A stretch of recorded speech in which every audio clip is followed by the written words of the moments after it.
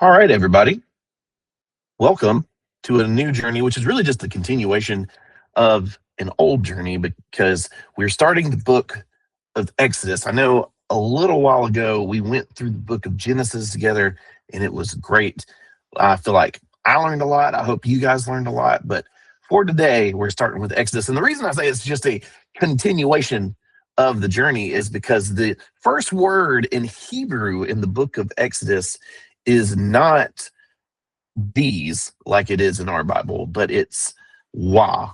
That's well, I'm getting ahead of myself. This is week one, the resistance of the kingdom. It's wah right here. So this is the first word that starts this book, and this is the word and. So this is trying to tell us that this is not a new story necessarily. It is a direct continuation of Genesis. So you should read Genesis 50:26 as so Joseph died at the age of 110, and after they embalmed him, he was placed in a coffin in Egypt. Exodus 1. And these are the names of the sons of Israel who went to Egypt with Jacob, each with his family. Just like that. So in Genesis 46, we see that all these people came down, Jacob, Israel, and all of his kids and grandkids come on down to Egypt, and it's that they are guests of Pharaoh. Pharaoh is excited that they're there. Pharaoh gives them land. He's so happy to have them shepherd his flocks for him. But by Exodus 1, we see that it's changed a little bit. And if you actually look, the list of names in verses 1 through 5 mirror Genesis 46. So let's just go ahead and read chapter 1 and then well, maybe not all of chapter 1. We'll get there. These are the names of the sons of Israel who went to Egypt with Jacob, each with his own family: Reuben, Simeon, Levi, and Judah, Issachar, Zebulun, and Benjamin, Dan and Naphtali, Gad and Asher. The descendants of Jacob numbered 70 in all, and Joseph was already in Egypt. Now Joseph and all his brothers and all that generation died, but the Israelites were exceedingly fruitful, and they multiplied greatly. Now this is a fulfillment of not only what God told Adam, what God told Noah, but what God told Abraham about his descendants are going to become a nation. They're going to become numerous. Okay. But there's a problem. Then a new king, to whom Joseph meant nothing, came to power in Egypt. Look, he said to his people, the Israelites have become far too numerous for us. Come, we must deal shrewdly with them, or they will become even more numerous. And if war breaks out, we'll join our enemies, fight against us, and leave the country. Okay. So we see that to God, 70 people becoming millions is a blessing. But to Pharaoh, this is a threat. If you remember all the way back, we talked about this in Genesis, we talked about this in Ephesians, we talked about this in Matthew. There's only two kingdoms. There's the kingdom of this world, the kingdom of empire, and the kingdom of heaven, the kingdom of shalom, the kingdom of peace. So through the eyes of peace, through the eyes of the kingdom, 70 people becoming a million is a blessing because we have a good eye, an ayin tovah, a good eye. And we know that multiplication is God's business. But if we have a bad eye, an ayin ra'ah, like Pharaoh does, multiplication and prosperity is a threat to his multiplication and prosperity. So this new king who does not know Joseph, verse 8, is a rejection of the previous alliance of abundance that was made with Joseph. So verse 7 uses 4 specific verbs. It uses fruitful, it uses swarmed, it uses multiplied, and it uses grew mighty. Now, these are the exact words from the creation mandate in Genesis 1:28. Pharaoh isn't just fighting a people, he's fighting the rhythm of creation itself. And look, we talked about the good eye, the ayin tovah has a eye of there's enough. there's abundance, but the Ayin Ra'ah has a scarcity mindset. Pharaoh uses if and lest in verse 10. I think in my translation, it says if and will. You know, he is looking at this whole thing as a narrative of fear. What if they join our enemies? All right, let's keep reading. Verse 11. So they put slave masters over them to oppress them with forced labor, and they built Pithom and Ramses as store cities for Pharaoh. But the more they were oppressed, the more they multiplied and spread. So the Egyptians came to dread the Israelites and worked them ruthlessly. They made their lives bitter with harsh labor in brick and mortar and with all kinds of work in the fields. In all their harsh labor in brick and mortar, in all their harsh labor, the Egyptians worked them ruthlessly. So Exodus 1:14, they work in brick and mortar. What does this point back to? Where is the first time we see bricks in the Bible? It's the Tower of Babel. Come, let us make bricks. Genesis 11. In Exodus 1, Pharaoh says, come, let us deal shrewdly. Who is the first being we see who we are told is shrewd? That's all the way back in Genesis 3. That's the serpent. The serpent was shrewder than all the other animals. So we have this connection to the fall. We have this connection to Babel. And both are attempts to build security apart from God. You see, when God gives a mandate here in a couple of chapters about how to build an altar, and even in the past, I think he's given some of these mandates. I'll have to double check that, but he talks about not using hewn stones, but to use natural stones. So why would he want us to use natural stones instead of bricks? Well, stones are created by God, and each one's a little unique. Each one's a little diverse. But bricks are manufactured by men, and they're uniform. Okay? In empire, all right, people are treated like bricks. They are mass marketed. They're replaceable units of production. God makes us like stones, each unique, each serving a purpose. Let's keep going. Verse 15.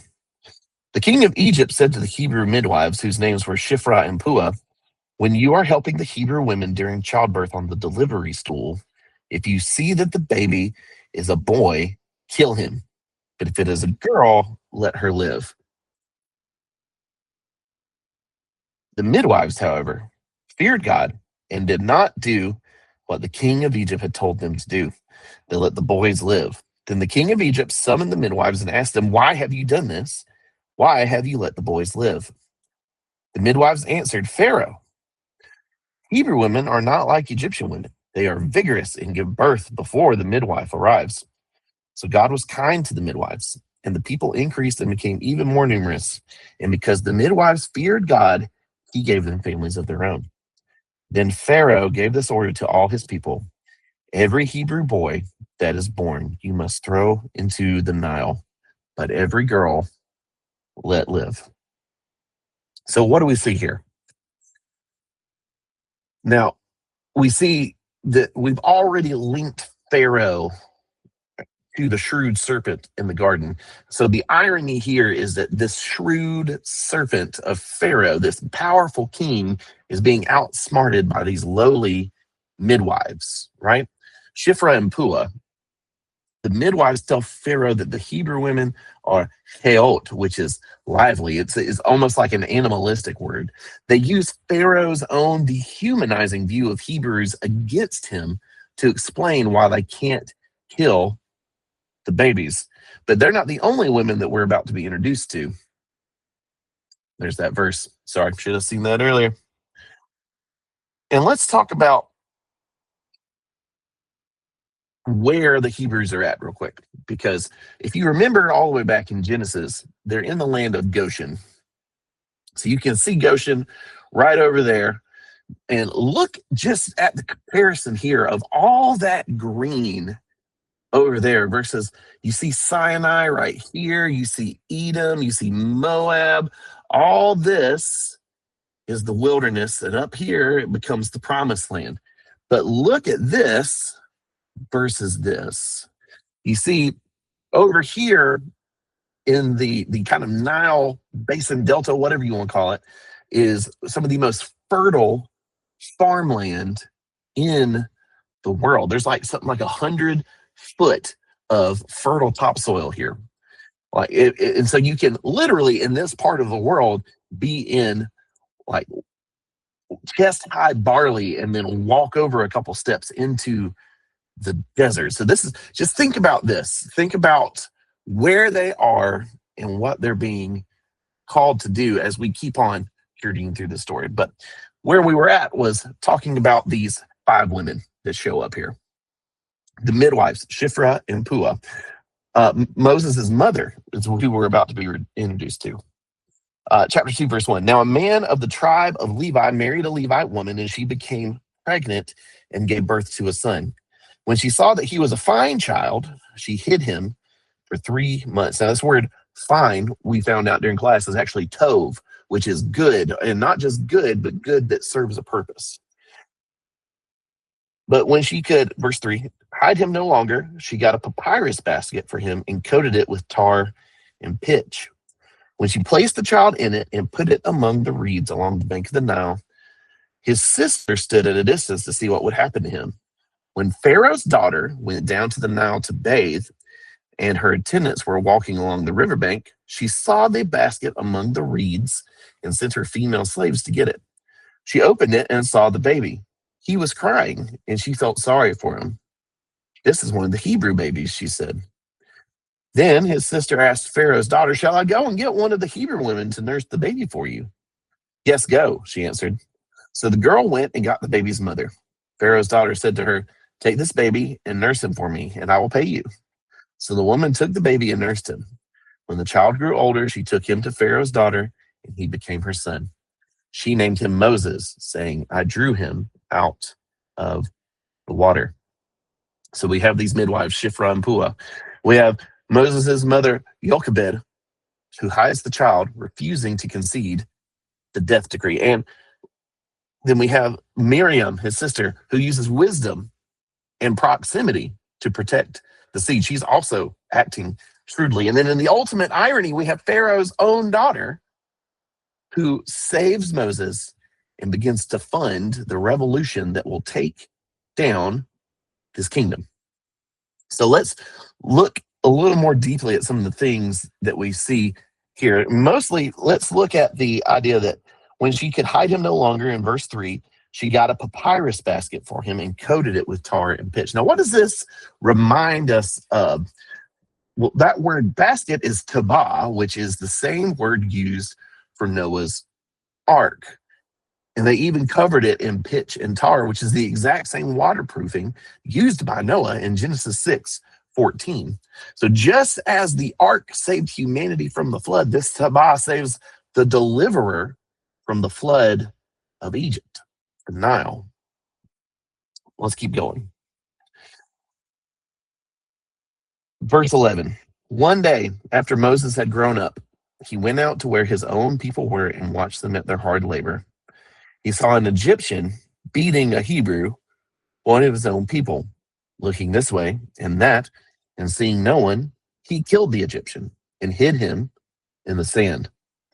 The next day he went out and saw 2 Hebrews fighting, and he asked the one in the wrong, why are you hitting your fellow Hebrew? The man said, who made you ruler and judge over us? Are you thinking of killing me as you killed the Egyptian? Then Moses was afraid and thought, what I did must have become known. When Pharaoh heard of this, he tried to kill Moses, but Moses fled from Pharaoh and went to live in Midian, where he sat down by a well. Now a priest of Midian had 7 daughters, and they came to draw water and fill the troughs to water their father's flocks. Some shepherds came along and drove them away, but Moses got up and came to their rescue and watered their flock. When the girls returned to Reuel, their father, he asked them, why have you returned so early today? They answered, an Egyptian rescued us from the shepherds. He even drew water for us and watered the flock. And where is he? Ruel asked his daughters. Why did you leave him? Invite him to have something to eat. Moses agreed to stay with the man, who gave his daughter Zipporah to Moses in marriage. Zipporah gave birth to a son, and Moses named him Gershom, saying, I have become a foreigner in a foreign land. During that long period, the king of Egypt died. The Israelites groaned in their slavery and cried out, and their cry for help because of their slavery went up to God. God heard their groaning. He remembered his covenant to Abraham with Isaac and with Jacob. God looked at the Israelites and was concerned about them. So we see this connection between Noah and Moses. We see a lot of things here. Evidently, I don't know if Moses knew his whole life or if Moses found out as an adult, but Moses knows that even though he was raised in the palace of Pharaoh, that he is a Hebrew. We see him, I'm so sorry, guys. We see him come out to see his people and sees this slave master beating a fellow Hebrew. And the word here is actually beating as unto death. So Moses is technically a little, well, how justified is murder? But Moses steps in and saves this Israelite.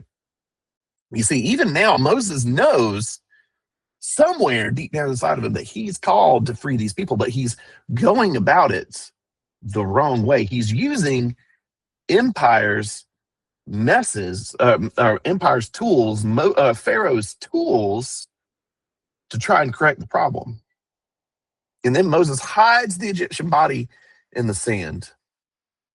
If you remember all the way back in the story of Abraham, God promised Abraham that his seed would be like the sand.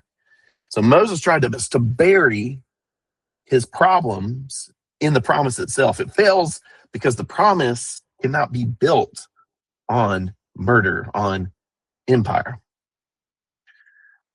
And then it says that Moses flees for 40 years to Midian, to the desert. What God's doing in him in this time is he's moving him from a prince, a consumer, a person of empire, to a shepherd who is lowly, who is a protector.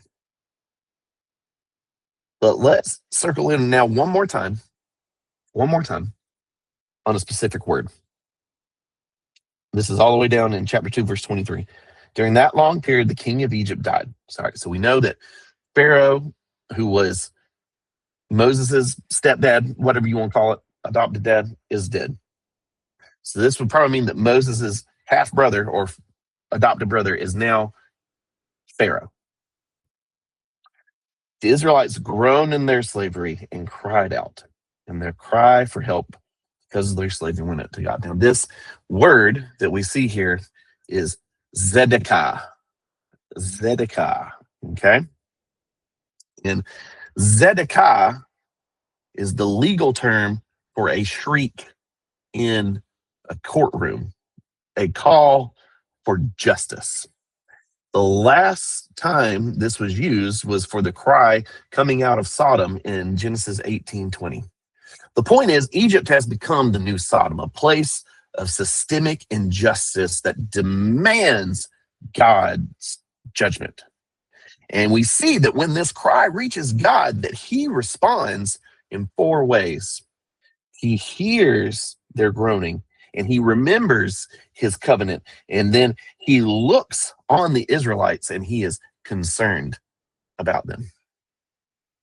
So remember, Zakar means God is moving into a state of action. All right. Let's keep going. Chapter 3, verse 1. Now Moses was tending the flock of Jethro, his father-in-law, the priest of Midian. So let's go ahead and address this. He moves from Ruel to Jethro. Now, we're told that he is a priest, and I think that Jethro means anointed one, priestly one, whatever. So there's a question of, is Reuel his name and Jethro his title, or is Jethro his name and Reuel his title? Either way, it's the same guy. That's all you really need to know.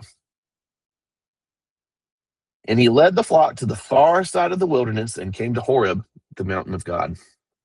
There, the angel of the Lord appeared to him in flames of fire from within the bush. Pause. Who appeared to him? The angel of the Lord appeared to him in flames of fire within the bush. Now, for forever, in all the interpretations that we've seen, BT dubs, Moses has to move from this guy to this guy. In all the things that we've seen, there's just a bush that's on fire that's talking. Is that what that says? The Lord appeared to him in flames of fire from within the bush. The Lord appeared to him in flames of fire. The angel of the Lord. When we see the angel of the Lord, a lot of times that is an Old Testament appearance of Jesus. So I want to posture to you that what Moses saw was probably something more like this. There's a dude in a bush, and he's not burning up, and the bush isn't burning up. So Moses thought, I will go over and see this strange sight, why the bush does not burn up. When the Lord saw that he had gone over to look, God called to him from within the bush, Moses, Moses. And Moses said, here I am. Here I am. Hanani is what that is in the Hebrew. Do not come any closer, God said. Take off your sandals, for the place where you are standing is holy ground. Then he said, I am the God of your father, the God of Abraham, the God of Isaac, and the God of Jacob. At this, Moses hid his face because he was afraid to look at God. So let's talk about a couple things. Where is Moses? Moses is in Horeb, on Mount Horeb. Horeb means wasteland. What is Moses doing? Moses names his first son Gershom because he's a foreigner in a foreign land. Imagine what Moses is probably feeling, because Moses is a Hebrew, but he's not really a Hebrew, and he's an Egyptian, but he's not really an Egyptian. Think the daughters of Jethro say an Egyptian came and helped us at the well, and then Moses is having to deal with this tension of he doesn't really belong in either camp.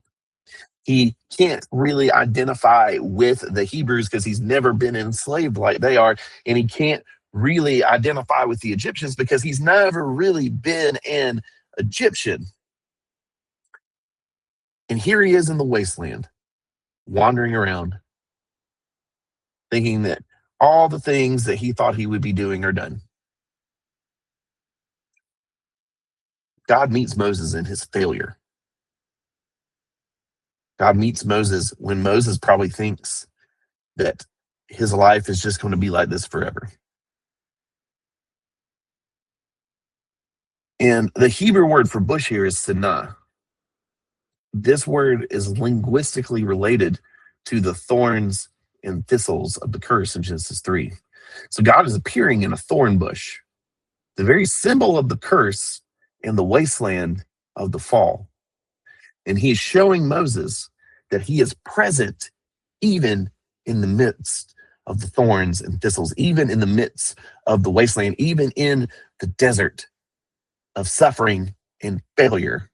Yahweh is there. And the command of take off your sandals. Why do we take off our shoes, take off our sandals on holy ground? Because it results in us being vulnerable. We can't make a quick getaway in our bare feet.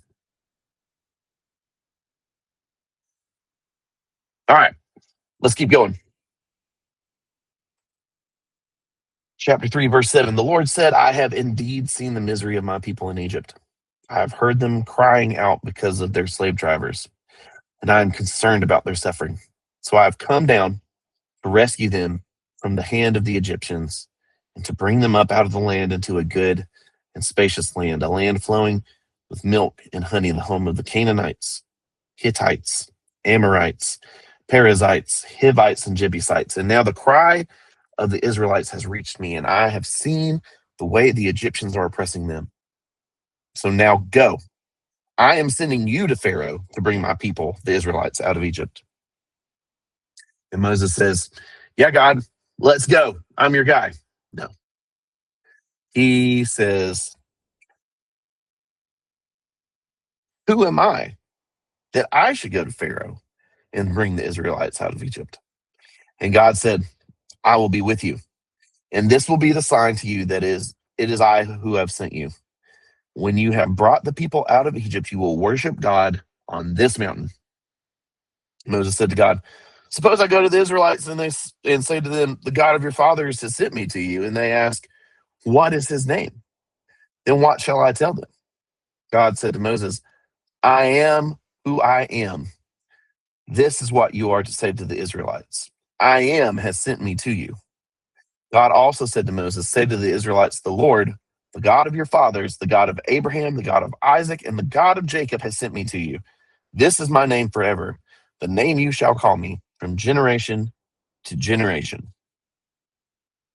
So we have reached the point where we have found out God's name, Yahweh, which is really three different things kind of layered on top of each other. He who was, he who is, and he who will be.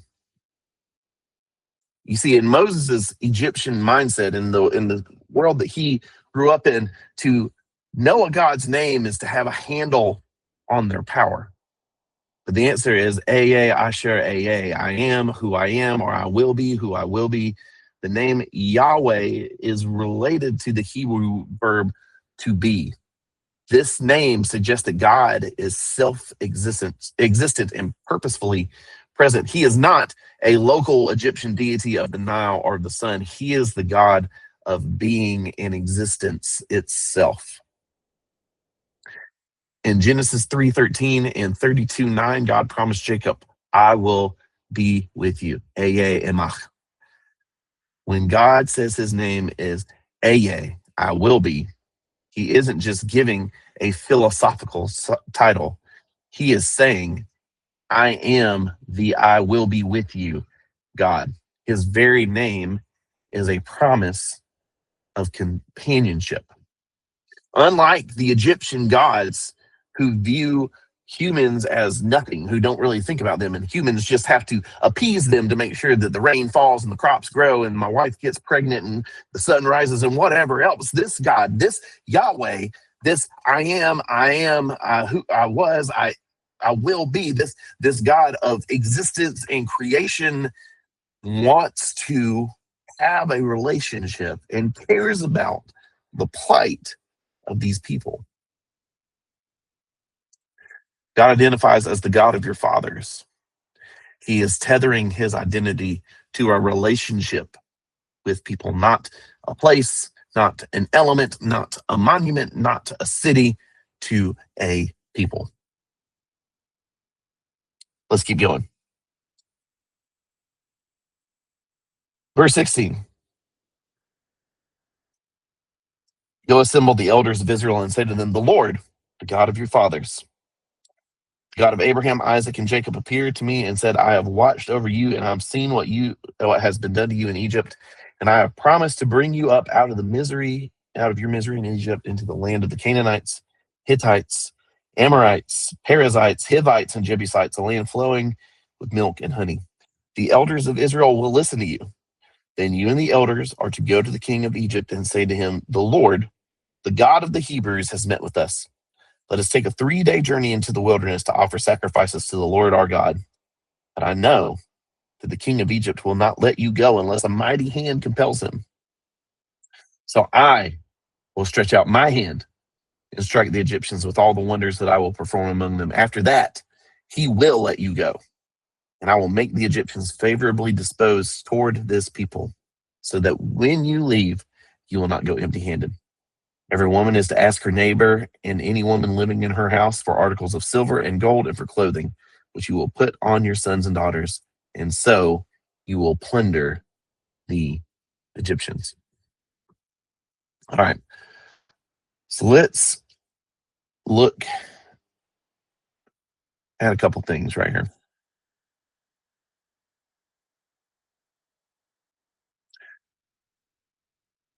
One thing that always bothered me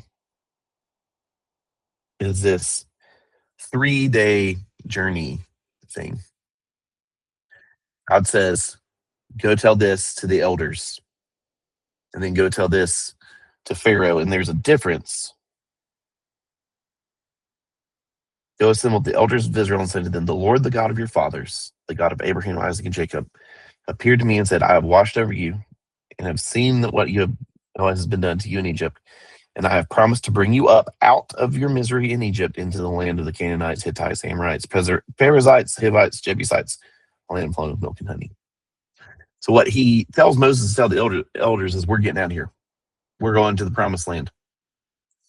Then it says, the elders of Israel will listen to you. Then you and the elders are to go to the king of Egypt and say to them, the Lord, the God of the Hebrews, has met with us. Let us take a 3-day journey into the wilderness to offer sacrifices to the Lord our God. And God knows Pharaoh's not going to listen to him. So why even lie to him? Why even say, hey, this is what we're going to do?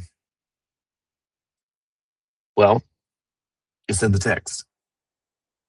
Let's look back at Genesis 50, verse 4. So context here, Jacob has just died. When the days of mourning had passed, Joseph said to Pharaoh's court, if I have found favor in your eyes, speak to Pharaoh for me. Tell him, my father made me swear an oath, and I said, I am about to die. Bury me in the tomb I dug for myself in the land of Canaan. Now let me go up and bury my father, then I will return. Pharaoh said, go up and bury your father, as he made you swear to do. So Joseph went up to bury his father. All of Pharaoh's officials accompanied him, the dignitaries of his court and all the dignitaries of Egypt, besides all the members of Joseph's household and his brothers and their belongings to his father's household. Only their children and their flocks and herds were left in Goshen. Chariots and horsemen also went up with them. It was a very large company.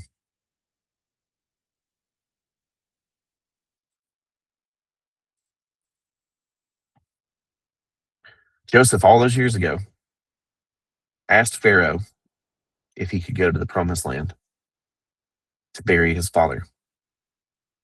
And Pharaoh sent all these Egyptians with him. This is an invitation to Pharaoh, a historical invitation. Hey, we're going. Would you like to come with us? Hey, we're going. You're welcome to come. But the sad thing is that God knows. He says, but I know. This is again in chapter 3, verse 19. I know that the king of Egypt will not let you go unless a mighty hand compels him. He still gives him the option, even though he knows his heart is not going to say yes. A lot of people think that the God of the Old Testament, that Yahweh in the Old Testament is so full of wrath and that Jesus is so full of grace and mercy, but they're the same guy. It's the same deity. God, the God of the Old Testament, the God of Genesis and Exodus, is just as patient and kind and full of grace as Jesus in the New Testament. Chapter 4, verse 1. Moses answered, why do they do not believe me or listen to me? And they said, the Lord did not appear to me. And the Lord said to him, what is that in your hand?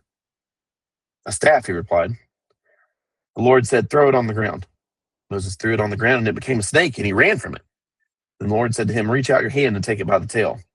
So Moses reached out and took hold of the snake and it turned back into the staff in his hand. This, said the Lord, so that they may believe that the Lord, the God of their fathers, the God of Abraham, the God of Isaac, and the God of Jacob has appeared to you. And then the Lord said, put your hand inside your cloak. So Moses put his hand into his cloak, and when he took it out, the skin was leprous. It had become as white as snow. Now put it back into your cloak, he said. So Moses put his hand back into his cloak, and when he took it out, it was restored like the rest of his flesh. Then the Lord said, if they do not believe you or pay attention to the first sign, they may believe the second. But if they do not believe these two signs or listen to you, take some water from the Nile and pour it out on the ground. The water you take from the river will become blood on the ground.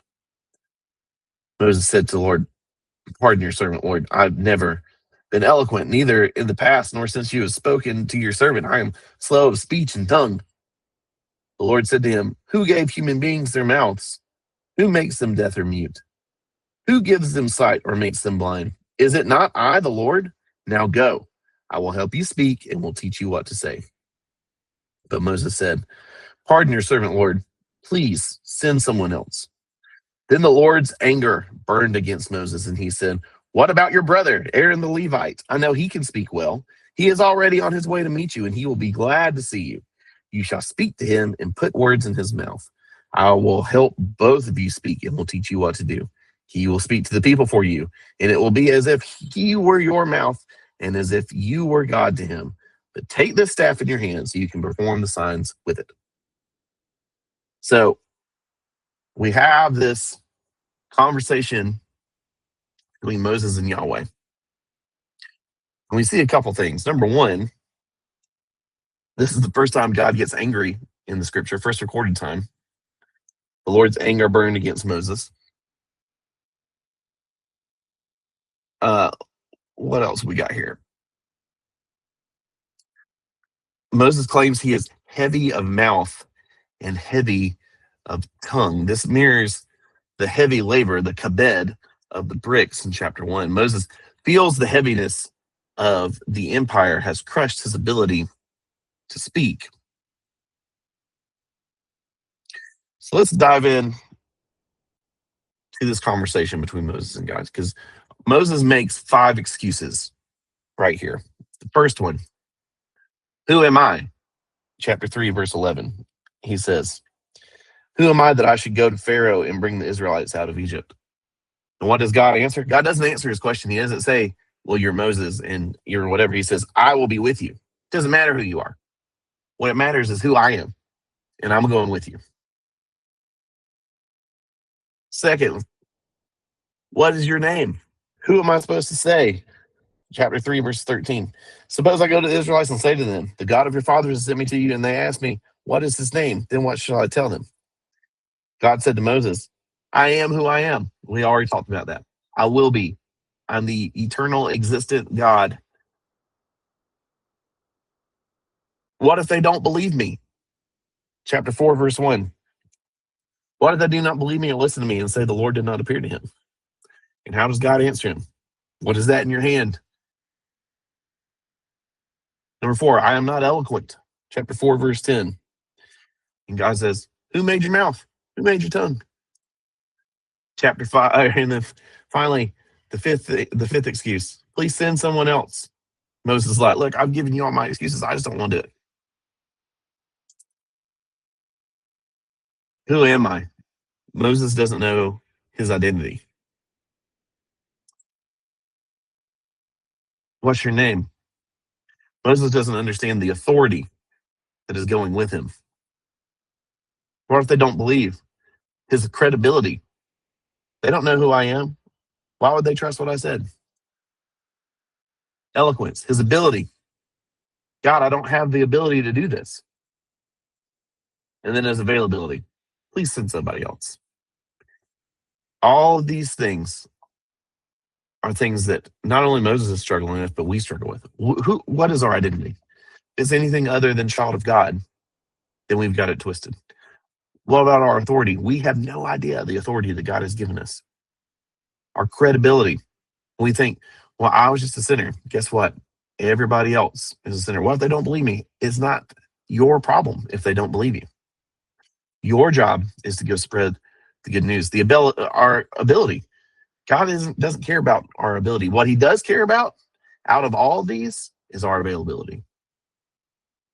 He's looking for people whose hands are open, whose eyes are up, and who's ready to go. And you know what he's asking us? What's in your hand? What's in your hand? God doesn't argue with Moses' weaknesses. He simply promises his presence. Moses says, I am not. And God says, I am. What's in your hand? Moses is just a shepherd's staff. a symbol of his lowly 40-year career of walking through sheep crap. God takes a mundane tool of a nobody and makes it the staff of God. In Genesis, the staff or the scepter was the sign of tribal leadership. Think about Judah's staff in Genesis 38. Moses has a shepherd's staff, the sign of a nobody in Egypt. And then Pharaoh, if you look at all these ancient Egyptian pictures of Pharaoh, what's he holding? A staff. And what does he use it for? To direct the people, to lord it over the people, to beat the people into submission. But when Moses throws this staff down, it becomes a Nahash, a chaos monster, a serpent. And God is showing Moses he has authority even over the serpent of Eden and the cobra of Pharaoh. Reach over and pick that thing up, Moses, because it's just a staff. So as we recap the recap, ironically enough, let's look at the material. Bricks, uniformity. Stones, uniqueness. And the connection, Tower of Babel. Growth in empire is a threat and a problem. And the kingdom is a blessing. This is the creation mandate. The vessel, the Nile in empire equals the death of the children. But in the kingdom of God, we have an ark that brings life. The cry, when Egypt hears the cry, it's silenced. Think about the cries of the babies that were silenced. But when God hears the cry, it's heard. And let's also point out, God's not coming to rescue the Israelites necessarily because the Egyptians are being bad to them. They've been bad to them for a while, but what do? They cry out. And God moves in 4 different ways in response to that cry. Same thing with Sodom and Gomorrah. God doesn't say, I'm coming down there because all the sin they're doing. He said, I've heard the cry.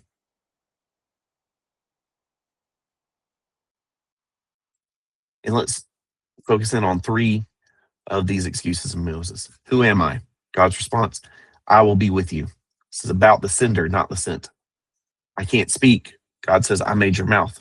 God is the creator of all capacity. They won't listen. The staff in the leprous hand. God provides the sign of his authority.